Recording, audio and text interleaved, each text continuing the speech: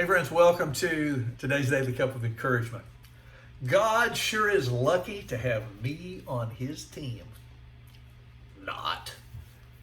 When I think back over 58 years of living, I can be grateful for a lot of great opportunities and quite a few successes. I can also identify a lot of missed opportunities and quite a few failures. So if I'm being completely honest, I'd have to say I sure am lucky to be on God's team. Now don't get too hung up on the word lucky.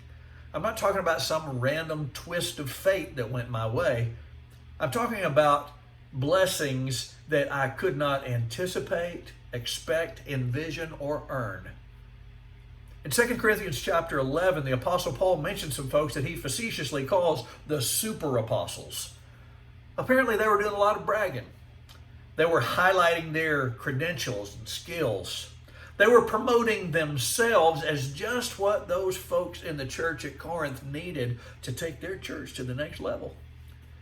So Paul decides to do a little bragging of his own, but with an unexpected twist. He doesn't deny his competence or credentials, but he doesn't use them for his own benefit. In 2 Corinthians 11:30, he says, "If boasting is necessary, I'll boast in my weaknesses." What you talking about, Paul? Well, what he's saying is that God has not and will not use him because he's all that. He's saying that the reason that all the reasons he's not all that give him an even greater opportunity to point out that only Jesus is all that. In other words, Paul said, if he can work through me, he can work through anybody.